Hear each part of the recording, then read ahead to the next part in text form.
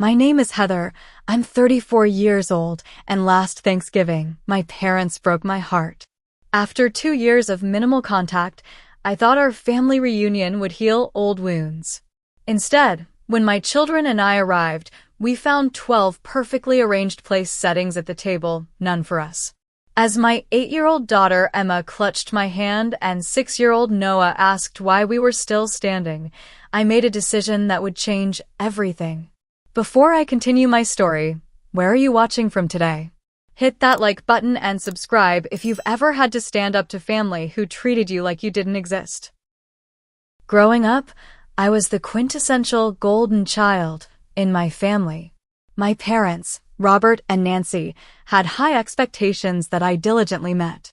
I graduated at the top of my class, secured a scholarship to a prestigious university, and landed a promising job at a marketing firm in Chicago right after graduation. My parents proudly displayed my achievements to friends and family like trophies. Our Heather, they'd say, always makes the right decisions. That narrative began to crack when I met Brandon during my second year at the firm. He was charming, creative, and worked in graphic design, a field my status-conscious parents considered unstable. When I brought him home to meet them during Christmas, my father's handshake was firm but brief, and my mother's smile never quite reached her eyes. "He seems nice," my mother said afterward, her tone suggesting the opposite. But is he really going anywhere with that art career? Despite their reservations, Brandon and I fell deeply in love. We married after 18 months of dating in a modest ceremony, a far cry from the extravagant wedding my parents had envisioned for me. They attended, of course, but their congratulations felt perfunctory. My father's toast focused more on my accomplishments than our union. When I became pregnant with Emma a year later, my parents softened somewhat. The prospect of grandchildren appealed to them, especially since my younger brother Thomas wasn't settling down anytime soon. They bought us expensive baby furniture and offered advice, sometimes welcome, often not. "You should really consider moving to a better school district before she's born," my mother suggested, knowing full well we couldn't afford it on our combined salaries. Noah came 2 years after Emma.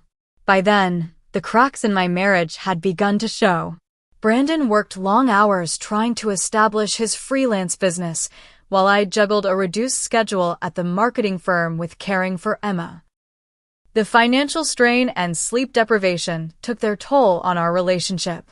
My parents noticed the tension during family gatherings and didn't hesitate to point it out. "This is what happens when you rush into marriage," my father commented after witnessing a terse exchange between Brandon and me at Noah's first birthday party. When Brandon and I separated 3 years ago, my parents didn't even attempt to hide their "I told you so" attitudes. What hurt most was how they framed our divorce as my failure, my poor judgment in choosing Brandon, my inability to make the marriage work. "You could have had anyone," Heather, my mother sighed during one particularly painful conversation. "A doctor, a lawyer, someone stable." The divorce hit me hard financially. I took on a second job teaching evening marketing classes at a community college to supplement my income. My apartment with the kids was small but comfortable, located in a decent neighborhood with good schools. Brandon paid child support when he could, but his design business was still inconsistent. My parents offered financial help exactly once, with conditions attached. "We could help you with a down payment on a house in our neighborhood," my father proposed. "It would be better for the children to grow up near us."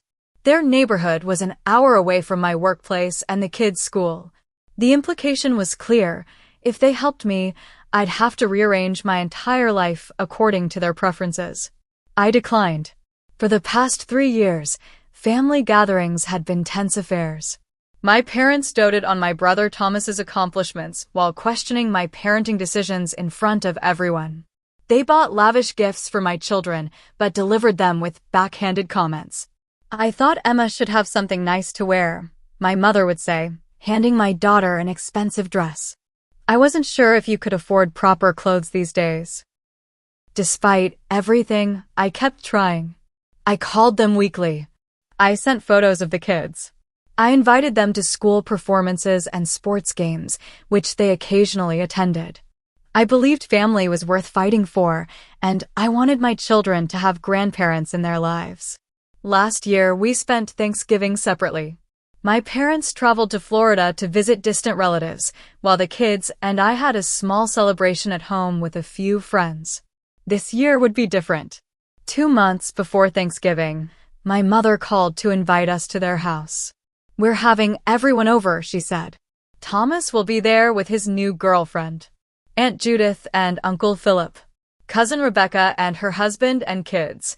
It would be nice if you and the children came too." It wasn't the warmest invitation, but it felt like an olive branch. For weeks, I prepared the kids for the reunion. We talked about being on our best behavior. Emma practiced a Thanksgiving poem she wanted to recite for everyone. Noah drew pictures of turkeys for each family member. I spent hours making my grandmother's famous pumpkin pie from scratch, a peace offering of sorts. The morning of Thanksgiving, I dressed the kids in their nicest outfits. Emma wore a burgundy dress with a matching headband, while Noah looked adorable in khaki pants and a sweater vest. "You both look perfect," I told them, snapping photos in our living room. "Grandma and Grandpa will be so happy to see you." The drive to my parents' suburban home took 45 minutes. As we pulled into their circular driveway, my stomach tightened with familiar anxiety. Several cars were already parked outside. We weren't the first to arrive, but certainly not the last. "Remember, best behavior," I reminded the kids as we walked up the path, balancing the pumpkin pie in one hand and a bag of small gifts in the other. My mother answered the door wearing an elegant cream-colored blouse and pearls. Her smile was polite but reserved. "You're here," she said, stepping aside to let us in. "Everyone's in the living room. No hug. No, you look lovely," or "I've missed you." Just "you're here," as if confirming a delivery rather than greeting her daughter and grandchildren. Little did I know that this cold reception was just the beginning of what would become the most humiliating family gathering of my life. The entryway to my parents' house was festooned with autumn decorations, a tasteful wreath of dried leaves and berries on the door, miniature pumpkins lining the console table, and the familiar scent of cinnamon and cloves wafting from somewhere deeper in the house. Everything was picture perfect, as always in my mother's domain. "Can I help with anything?" I asked, following her toward the kitchen. "No need," she replied without turning around. "Patricia helped me prepare everything yesterday." Patricia was my aunt, my father's sister, who had always been my mother's favorite in-law. The dismissal stung slightly, but I pushed the feeling aside. Today was about new beginnings. In the spacious living room, family members were clustered in conversation groups. My brother Thomas stood by the fireplace with his arm around a willowy blonde woman I assumed was his new girlfriend. Aunt Judith and Uncle Philip occupied the love seat, while my cousins Rebecca and her husband David chatted with my father near the bay window. Their children played with building blocks on the carpet alongside 2 other kids I recognized as my cousin Michael's. "Look who's here," my father announced, his voice carrying the same forced enthusiasm he used at his corporate events. A chorus of hellos followed, some warmer than others. Thomas approached and gave me a brief hug before bending down to greet Emma and Noah. "Hey, Squirts," he said, ruffling Noah's carefully combed hair. "You've grown about a foot since I last saw you." "I learned a poem," Emma said eagerly, looking up at her uncle. "Cool," Thomas replied absently, already straightening up. "Oh, let me introduce you to Melissa." The next 20 minutes passed in a blur of superficial conversations. I noticed my mother disappearing frequently to the kitchen, emerging occasionally to refill drinks or rearrange appetizers on the coffee table. Not once did she ask if we wanted anything to drink or eat, though she made a point of asking everyone else. Noah tugged at my sleeve after a while. "Mom, I'm thirsty," he whispered. "Let's find you some water," I said, leading him toward the kitchen. Inside, my mother was arranging sliced vegetables on a serving platter. The countertops were covered with dishes in various stages of preparation, and the air was thick with the aroma of roasting turkey. "Mom, could Noah have some water, please?" I asked. She glanced up briefly. "Glasses are in the usual cabinet. The filtered water is in the refrigerator." I helped Noah with his drink, feeling like a guest rather than family. When we returned to the living room, Emma had found a spot on the floor near her cousins, but wasn't quite included in their play. Around 4:30, my mother appeared in the archway connecting the living room to the dining room. She tapped a spoon against her crystal glass, a familiar signal from my childhood that meant an announcement was coming. "Dinner is ready," she announced with a practiced hostess smile. "Everyone please make your way to the dining room." The family rose in a collective movement, conversations pausing as everyone filed toward the formal dining room. I took Emma's hand and gestured for Noah to follow as we joined the procession. The scene that greeted us in the dining room struck me like a physical blow. My mother's antique mahogany table had been extended to its full length and covered with her finest linen tablecloth. Atop it sat her best china, crystal glasses, and polished silver, all arranged with mathematical precision. A magnificent centerpiece of autumn flowers and candles ran down the middle, flanked by serving dishes of steaming food. But what froze me in place were the place settings. Exactly 12 of them, one for each person present, except for me and my children. For a moment, I thought there must be a mistake. Perhaps we were seated at a separate kids' table? But a quick glance around revealed no other dining arrangement. As family members found their seats, clearly marked with elegant place cards, my children and I remained standing uncertainly in the doorway. Emma's hand tightened in mine as the awkwardness stretched. Finally, my father noticed us hovering. "Nancy," he said to my mother, who was directing people to their seats, "where are Heather and the kids sitting?" My mother barely looked up from adjusting a napkin. "Oh, I couldn't fit 3 more at the table. Space is tight as it is." She gestured vaguely toward the kitchen. "They can eat at the breakfast nook after the first round. Or take plates to the patio furniture if the weather holds." The casual cruelty of her words hung in the air. Thomas looked uncomfortable, his girlfriend confused.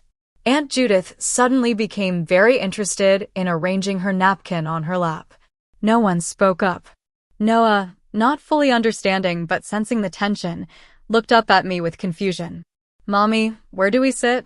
Before I could answer, my mother interjected. "The children could sit at the counter in the kitchen if they're hungry now. Heather, you could help serve and then eat after. Like the help, not like family." Emma, old enough to fully comprehend what was happening, pressed against my side. I could feel her small body trembling slightly. My cousin Rebecca's husband David cleared his throat. "We could squeeze together on this side," he suggested, though the table was already uncomfortably crowded. No, my mother said firmly. "I've arranged everything just so." It would throw off the whole setting. The whole setting, more important than her daughter and grandchildren. "We brought pumpkin pie," Emma said in a small voice, still clutching the container we'd carried in. "Mommy made it from scratch." My mother glanced at the container dismissively. "You can leave it on the counter. We have plenty of desserts already prepared." I stood there, paralyzed by humiliation, as everyone else settled into their chairs. My father said a brief grace, and serving dishes began circulating around the table. Conversation resumed as if nothing unusual was happening, as if it was perfectly normal for family members to be left standing in the doorway during Thanksgiving dinner. Noah tugged at my hand. "I'm hungry, Mommy," he whispered, loud enough that several heads turned briefly our way before quickly averting their eyes. That was the moment something inside me broke. And simultaneously, something else hardened into resolve. I've always been the peacekeeper in my family, the one who smoothed things over, who accommodated others' feelings at the expense of my own. But standing there in my parents' dining room doorway, with my children bewildered and hurt beside me, I knew with sudden clarity that this pattern couldn't continue. "Emma, Noah," I said quietly but firmly, "we're leaving." Emma looked up at me, relief washing over her features even as tears threatened to spill from her eyes. Noah just looked confused. "But what about the turkey?" he asked. "We'll find something better," I promised, trying to keep my voice steady. I turned to address the table, where 12 people were now pointedly focusing on their plates. "We won't be staying for dinner. Thank you for the invitation, but we decline." My mother's head snapped up, her expression a mixture of irritation and surprise, not at what she had done, but that I was reacting to it. "Don't be dramatic, Heather," she said sharply. "You're making a scene over nothing. We simply don't have enough space." "You had 2 months to plan this dinner," I replied, struggling to keep my voice even. "You knew exactly how many people were coming. This was a deliberate choice." My father put down his fork with a sigh of exasperation. "For heaven's sake, Heather. The children can eat in the kitchen. It's not the end of the world." "It's Thanksgiving," I said, my voice finally breaking. "Family sits together at Thanksgiving." "Well, sometimes accommodations have to be made," my mother replied. "If you'd called earlier to confirm you were coming." "I RSVP'd when you invited us," I interrupted. 2 months ago. "And I called last week to ask what I could bring." An uncomfortable silence fell over the table. Thomas looked like he wanted to say something but remained silent, his girlfriend watching the exchange with wide eyes. "Let's go get our coats," I told the children, turning away from the table. As we headed toward the entryway where we'd left our jackets, I heard chairs scraping. My Aunt Judith's voice carried down the hall. "Nancy, I can't believe you did that to your own grandchildren." In the hallway, Emma's composure finally broke. Silent tears streamed down her face as I helped her into her coat. "Why doesn't Grandma want us here?" Noah asked, his little face crumpled in confusion. The question stabbed through me like a knife. How could I explain to a 6-year-old child that his grandmother's need for control and appearances outweighed her love for him? "Sometimes grown-ups make bad choices," I said, kneeling to zip his jacket. "This isn't about you. You didn't do anything wrong." My mother appeared in the hallway as I was gathering our things. Her posture was rigid, her lips pressed into a thin line. "You're overreacting," she said. "If you leave now, you're ruining Thanksgiving for everyone." I straightened up, looking her directly in the eyes. "No, Mom. You ruined Thanksgiving when you decided your grandchildren weren't important enough to have seats at your table." "That's not what happened," she protested. "We simply don't have space." "Yes, I heard you the first time." I reached for the pumpkin pie Emma was still clutching. "We'll take this with us. I'm sure you have plenty of desserts already prepared." My father appeared behind my mother, his face flushed with irritation. "Heather, stop this nonsense right now. You're making a mountain out of a molehill." "No, Dad. For once, I'm acknowledging the mountain instead of pretending it's a molehill." As we moved toward the front door, I heard my mother's voice, not quite low enough, say to my father, "I told you she shouldn't have come anyway." Always so sensitive. The words hit me like a slap. After everything, after the humiliation of being left standing in the doorway, after my children were treated as afterthoughts, she still believed I was the problem. I ushered the kids outside, helping them into the car as quickly as possible. Emma was quietly crying now, trying to hide her tears. Noah looked shell-shocked, clutching his turkey drawings that no one had wanted to see. As I pulled out of the driveway, the weight of what had just happened pressed down on me. The kids were hungry. It was Thanksgiving, and I had nothing prepared at home. All the grocery stores would be closed. 5 miles down the road, I spotted a McDonald's with its lights on. Not ideal, but it was food. "How about a special Thanksgiving Happy Meal?" I suggested, forcing cheerfulness into my voice. Noah perked up immediately. Fast food was a rare treat in our household, but Emma just stared out the window. Inside the McDonald's, we were the only customers. The teenage cashier looked bored, but managed a smile as we approached. "Happy Thanksgiving," she said. "What can I get you?" "3 Big Mac meals, please," I replied. "And 2 Happy Meals?" We settled into a booth with our food. I arranged it on the tray as festively as possible, putting the French fries in a circle around the burgers like a makeshift feast. "Look," I said, unwrapping a napkin with a flourish. "Fancy Thanksgiving napkins." Noah giggled, but Emma remained quiet, picking at her food.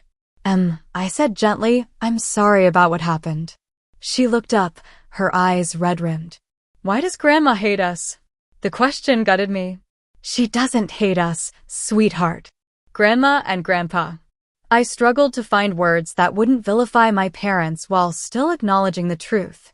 They have very specific ideas about how things should be, and sometimes they forget what's really important. Like family? Noah asked around a mouthful of burger. Exactly like family, I confirmed. We ate our unconventional Thanksgiving dinner, and I tried my hardest to lighten the mood. We played I Spy, made up stories about the people in the drive-thru, and shared what we were thankful for. By the time we finished our apple pies, the kids seemed less devastated, though Emma remained subdued. The drive home to our apartment felt endless. Both children fell asleep in the back seat, emotionally drained from the day's events. As I navigated the quiet streets, tears I'd been holding back finally escaped, streaming silently down my face. For years, I'd made excuses for my parents' behavior. They're just old-fashioned. They have high standards. They show love in different ways. But today had stripped away all pretense. Their actions weren't about lack of space at a table. They were about putting me and my children in our place, a place apart, less than, not quite family. When we arrived home, I carried Noah to his bed and guided a sleepy Emma to hers. After tucking them in, I sank onto my couch in the quiet apartment and let myself fully feel the pain, humiliation, and anger I'd been suppressing for the sake of the children. The Thanksgiving that was supposed to heal our family had instead revealed the depth of the wound. And I realized, with a clarity that felt both terrible and liberating, that it was time to stop trying to heal something that one side was determined to keep broken. Sleep eluded me that night. I lay awake replaying the events at my parents' house, each memory bringing fresh waves of hurt and anger. Around 3 a.m, I gave up on sleep altogether and moved to the living room with a cup of tea and a notebook. Perhaps it was the quiet darkness or the emotional exhaustion, but my mind began to trace patterns I'd previously refused to see. The Thanksgiving table incident wasn't an isolated event. It was merely the most obvious manifestation of a lifelong dynamic. I started writing, documenting incidents I'd previously dismissed or excused. My high school graduation party, where my mother had introduced me to her friends as our perfect daughter, while simultaneously criticizing my choice of dress when no one else could hear. My college acceptance letters, which my father had shown to everyone at his office, but then questioned why I hadn't applied to more prestigious schools. The way they'd undermined my confidence in Brandon from the beginning, pointing out his flaws while never acknowledging his kindness or how happy he made me. How after our divorce, they'd offered help in ways that would increase my dependence on them rather than support my independence. The subtle ways they favored Thomas, despite his less stable career path and personal choices. The countless times they'd given gifts to my children with strings attached or used to highlight my perceived inadequacies as a parent. The pattern was undeniable. Their love had always been conditional, available in full measure only when I conformed to their expectations. When I diverged from their script for my life, their support and affection withdrew accordingly. As dawn broke, my phone chimed with a text from Rachel, my best friend since college. "How was Thanksgiving with the family? Thinking of you." Rather than trying to explain via text, I called her. "You won't believe what happened," I said when she answered, my voice raspy from lack of sleep. I recounted the previous day's events. "They did what?" Rachel exclaimed when I described the dining room scene. "Heather, that's not just rude, that's cruel. Especially to the kids." "I know," I said, the validation from an outside perspective strengthening my resolve. "And the worst part is, I don't think they even see it that way." My mother genuinely seemed surprised that I was upset. Because she's never had to face consequences for treating you this way, Rachel pointed out. You've always forgiven them, made excuses for them, tried harder to please them. Her words hit home. You're right. I've spent my entire adult life trying to earn their approval, and they've spent it moving the goalposts. We talked for over an hour, Rachel listening as I processed my thoughts aloud. Unlike my parents, she asked questions instead of making pronouncements, offered support without conditions. So what now? She finally asked. I don't know, I admitted. I can't pretend nothing happened. I can't go back to Sunday phone calls and forced holiday visits, not after this. Then don't, Rachel said simply. You're allowed to set boundaries, Heather. You're allowed to protect yourself and your kids from people who hurt you, even if those people are your parents. After we hung up, I sat with that thought. Boundaries. The concept wasn't new to me. I'd read about them in self-help books, discussed them in the therapy sessions I'd attended after my divorce. But I'd never seriously applied the concept to my relationship with my parents. What would boundaries with Robert and Nancy Mitchell actually look like? I opened my notebook again and began a new list. This one wasn't of past hurts, but of future protections. No more subjecting the children to situations where they might be treated as less than. No more accepting criticism disguised as help. No more rearranging our lives to accommodate my parents' expectations. No more pretending their behavior is acceptable. The list felt right, but incomplete.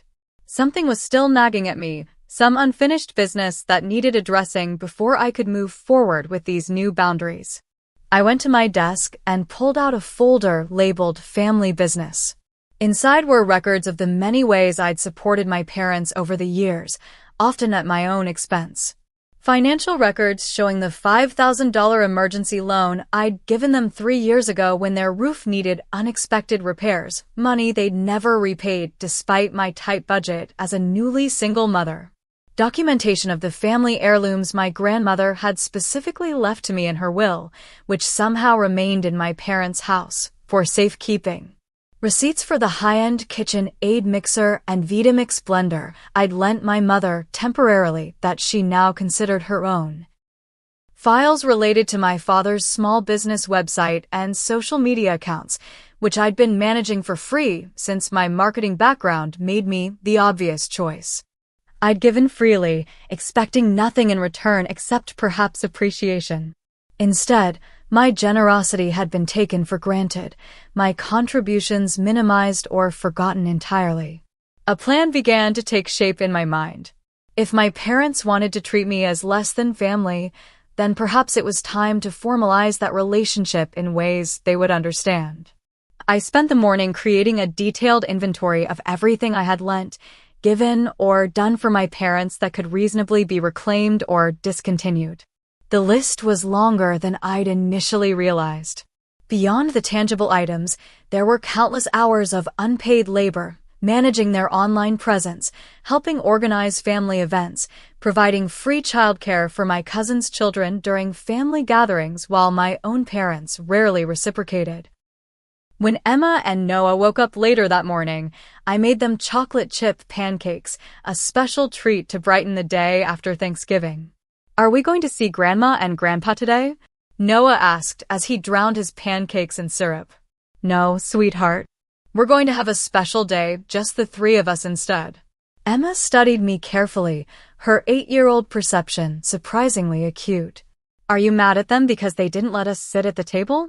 I put down my coffee cup, considering how to respond. My children deserved honesty, but not the burden of adult conflicts. I'm not mad, I said finally. I'm sad. What happened yesterday wasn't right, and it wasn't your fault. Sometimes, even grown-ups don't treat each other with respect. Like when Justin pushed Max on the playground and had to sit in timeout? Noah asked, referencing a recent incident at school. I smiled despite myself. Something like that.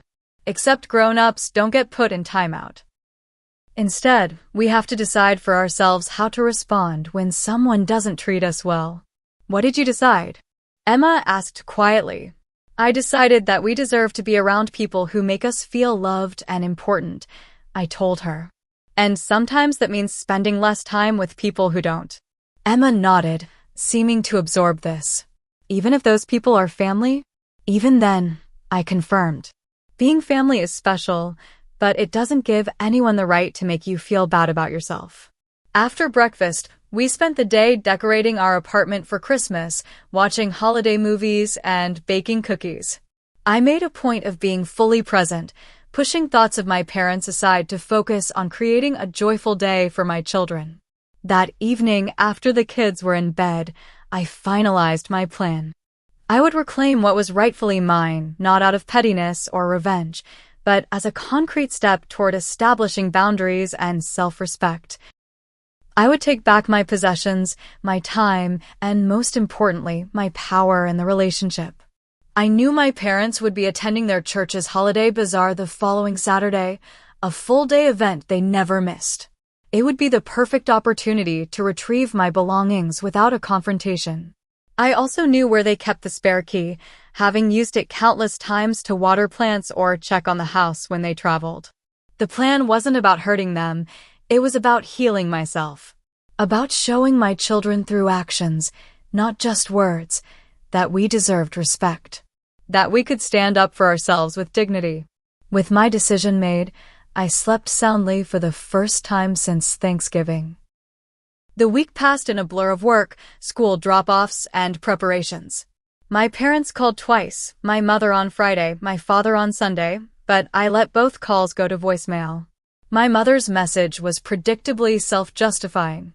Heather, I don't understand why you're making such a fuss over the seating arrangements. We did the best we could with the space available. Call me back so we can move past this nonsense. My father's was more direct. Your mother is upset. Call her and apologize for overreacting on Thanksgiving. This silent treatment is childish.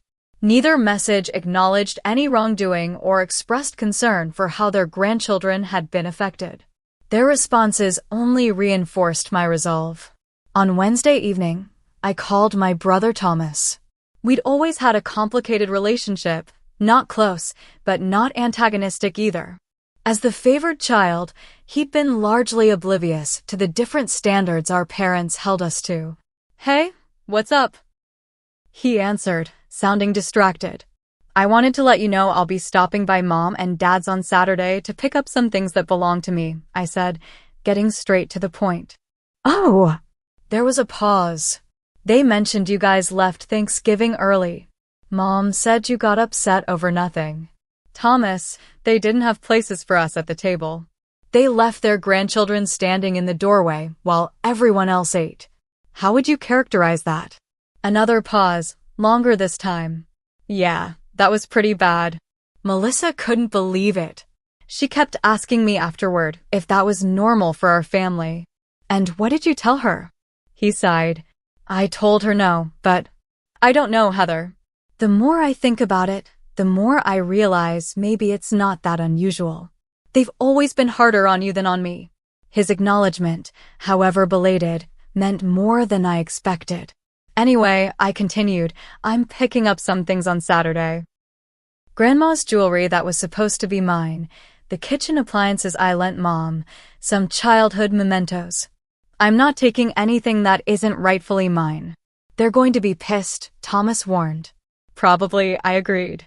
But I'm done letting that dictate my actions. After some more conversation, Thomas surprised me. Do you want me to be there?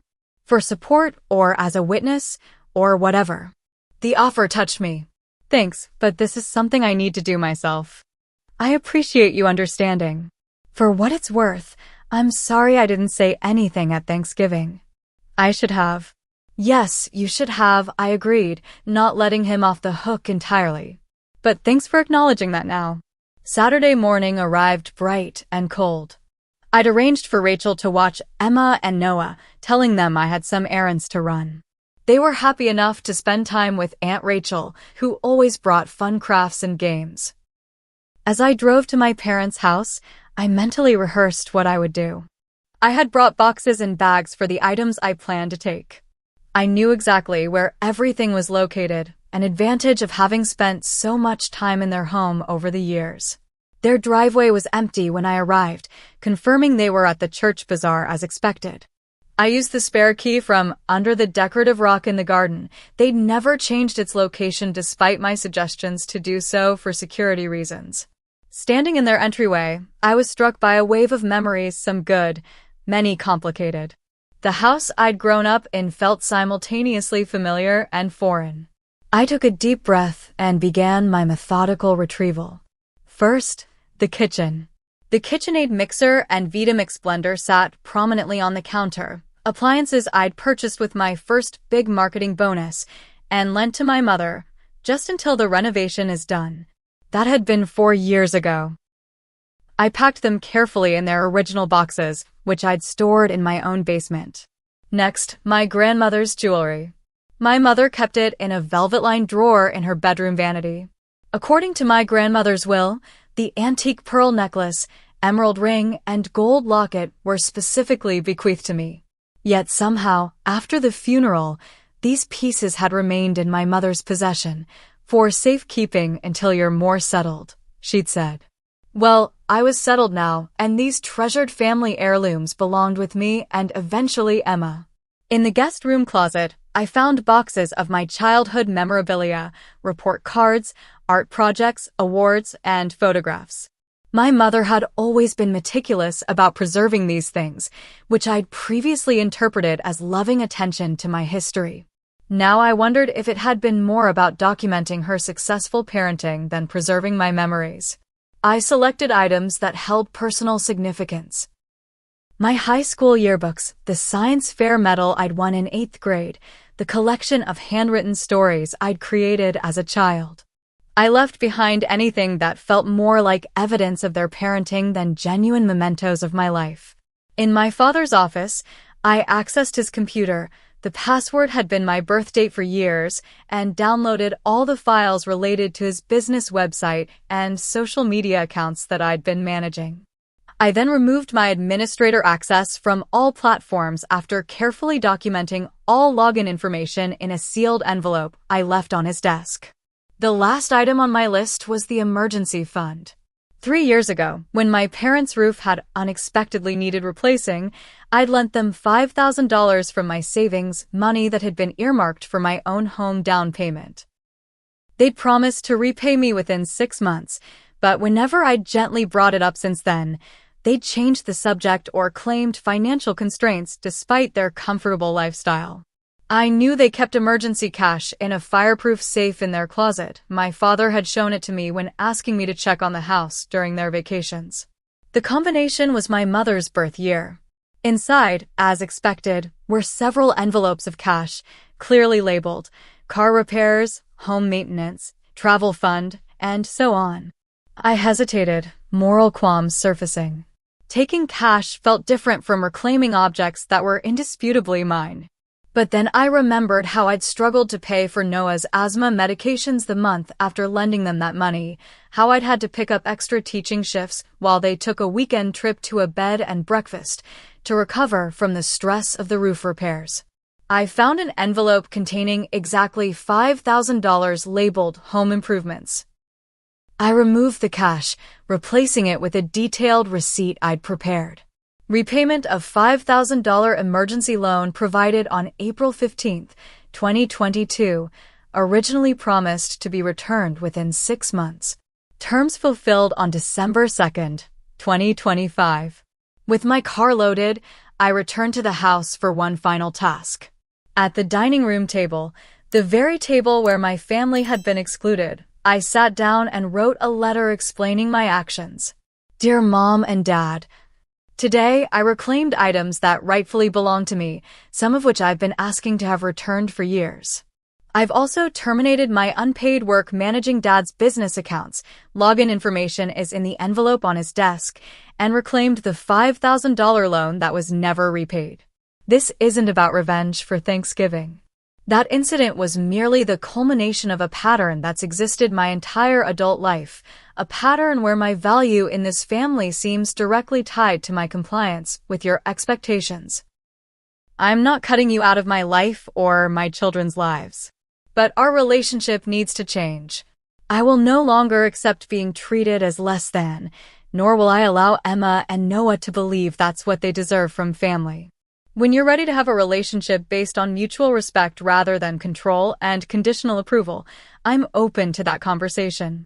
Until then, I've returned your spare key and ask that you respect my boundaries by not coming to my home unannounced or contacting my children directly without my permission. Heather. I left the letter propped against the centerpiece on the dining room table where it couldn't be missed. Then I placed their spare house key beside it, closed the front door behind me, and drove away feeling lighter than I had in years. The reaction was swift and explosive, exactly as I'd anticipated. My phone began ringing while I was still unloading the car at my apartment. My father, then my mother, then my father again. I let all calls go to voicemail, focusing instead on finding places for the reclaimed items in our home. Emma was particularly enchanted with my grandmother's jewelry, especially the gold locket that contained tiny photographs of my great-grandparents. "Will this be mine someday?" she asked, holding the locket carefully in her small palm. "Yes," I told her. "That's how family heirlooms work. They get passed down from generation to generation. It's like a piece of history you can touch," she said with unexpected insight. The voicemails progressed from shocked outrage to wounded indignation. My father threatened legal action, claiming I had stolen from them. My mother alternated between tearful recriminations about how I could do this to my own parents and cold fury over my selfish, ungrateful behavior. I listened to each message once, then saved them in a special folder.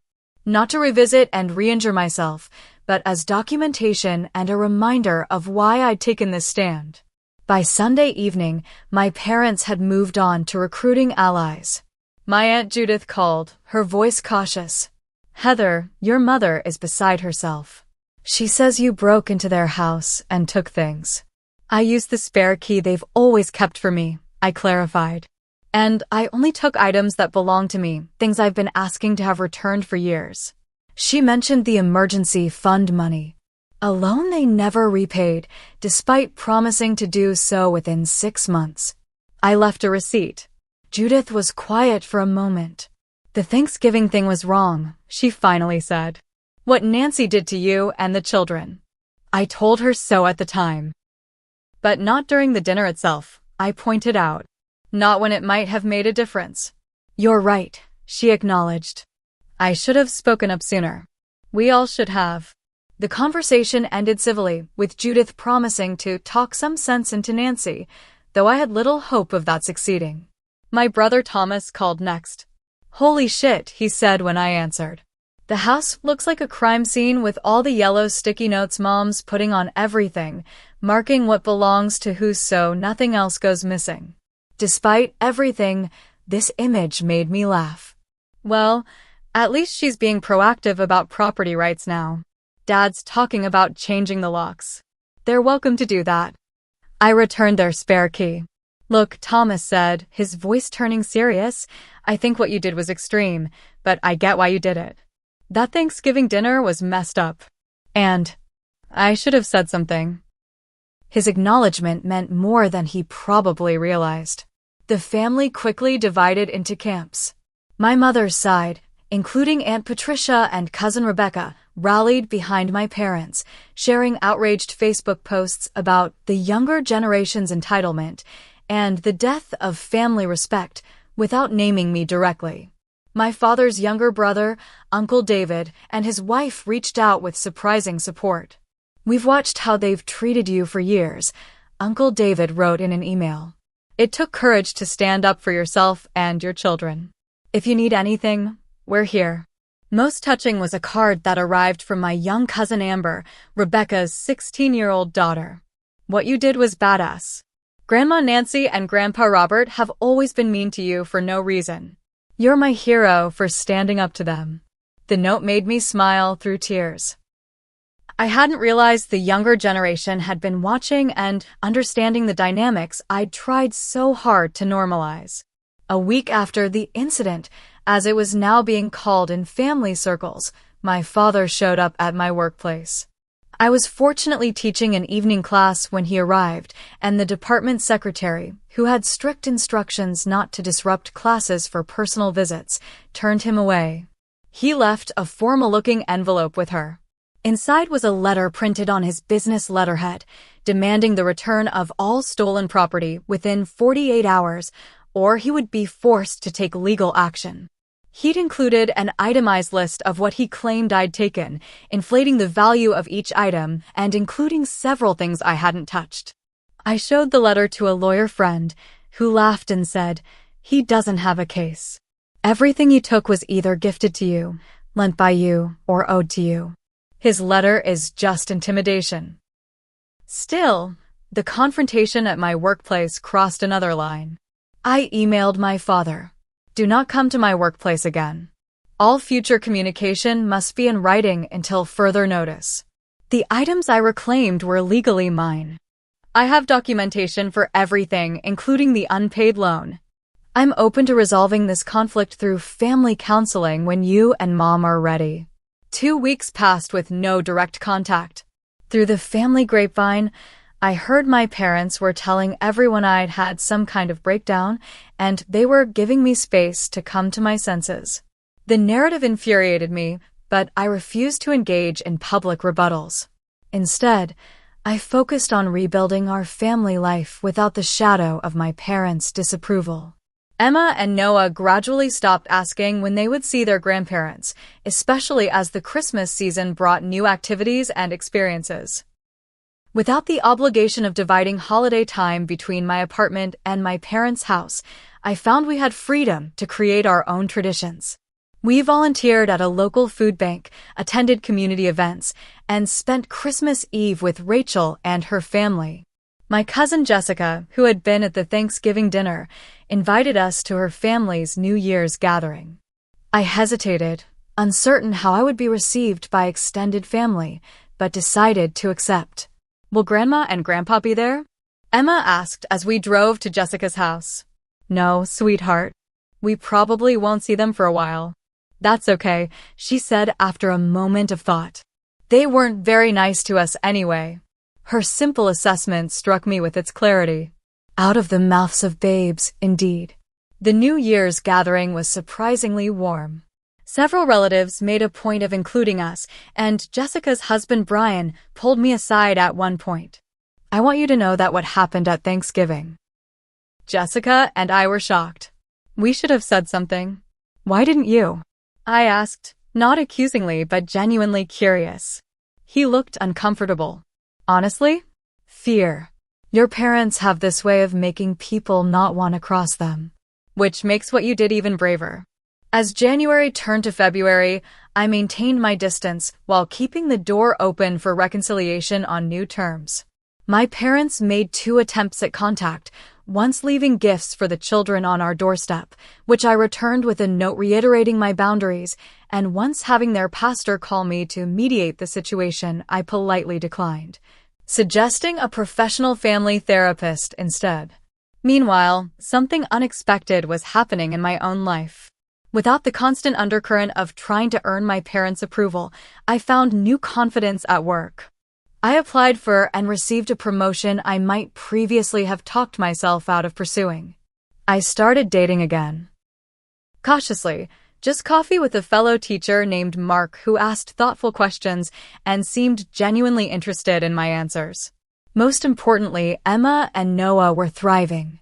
Without the subtle tension that had always surrounded visits with their grandparents, they seemed more relaxed, more joyful. Noah's teacher commented on his increased participation in class, while Emma's persistent stomachaches, which I now realized had often coincided with planned visits to my parents, disappeared entirely. 6 months after Thanksgiving, my mother sent a letter. Not an email or text, but an actual handwritten letter on her personalized stationery. "Heather, your father and I have been doing some reflecting. While we still feel your actions in December were extreme, we recognize that the Thanksgiving dinner arrangements were hurtful to you and the children. We miss Emma and Noah and would like to see them. If you're amenable, perhaps we could meet at a neutral location. That ice cream parlor the children enjoy, perhaps. Mom. Not an apology, exactly, but the closest thing to one I'd ever received from her. No mention of overreaction or making a scene. Just an acknowledgement of hurt and a request rather than a demand. It was a small step, but a step nonetheless. After careful consideration, I replied, Mom, thank you for your letter. I appreciate the acknowledgement that what happened at Thanksgiving was hurtful. I'm open to a short, supervised visit at Whimsical Scoops next Saturday at 2 p.m. Before that happens, though, I need to be clear about my boundaries going forward. 1. My children and I will be treated with the same respect as other family members. 2. Criticism disguised as help or advice is not welcome. 3. If these boundaries are crossed, we will leave immediately. If these terms are acceptable, please confirm, and we'll see you Saturday. Heather. The response came the next day, a simple, we agree to your terms. See you Saturday. It wasn't resolution or reconciliation, not yet. But it was a beginning, a new beginning, on my terms, with my dignity intact. 1 year has passed since that fateful Thanksgiving, and so much has changed. The saying, time heals all wounds, isn't quite accurate in my experience. Time alone doesn't heal. It's what happens during that time that determines whether wounds fester or mend. That first ice cream meeting with my parents was awkward but civil. Emma was cautiously friendly, while Noah, with his 6-year-old's capacity for forgiveness, warmed up more quickly. My mother brought small, appropriate gifts, books they could read together. My father asked about their school activities without any backhanded comments about their educational choices. They stuck to safe topics and respected my presence as a buffer. We've established a new rhythm since then. My parents see the children once every few weeks, usually for specific activities, a baseball game, a school play, an afternoon at the park. Always in public places, always with me present. The visits are shorter, but I've noticed more meaningful. Without the pressure of performing perfect grandparenthood for an entire holiday, my parents actually seem to enjoy the children more. Our adult relationship remains distant but cordial. We don't discuss personal matters beyond the children's activities. I haven't been back to their house, nor have they visited mine. This arrangement, while perhaps sad by conventional standards, has brought a peace I never experienced in our previous dynamic. The boundary setting rippled through other areas of my life as well. I declined additional committee assignments at work that wouldn't advance my career. I became more selective about which of Emma and Noah's activities we committed to, prioritizing their genuine interests over overscheduling. I started saying no without apologizing or justifying my decisions. Mark and I have been dating for 10 months now. He met my parents briefly at Emma's school concert and navigated the encounter with grace, picking up on undercurrents, but not pressing for details until we were alone. When I finally shared the full Thanksgiving story, his response was validating without being inflammatory. They missed out, he said simply. Not just on Thanksgiving dinner, but on really knowing you and the kids. His perspective, that my parents' behavior reflected their limitations, not my worth, helped cement my own evolving understanding. Perhaps the most profound change has been in my relationship with my children. Without the undercurrent of anxiety that had accompanied every interaction with my parents, I'm more present, more confident in my parenting decisions. Emma and Noah sense this shift.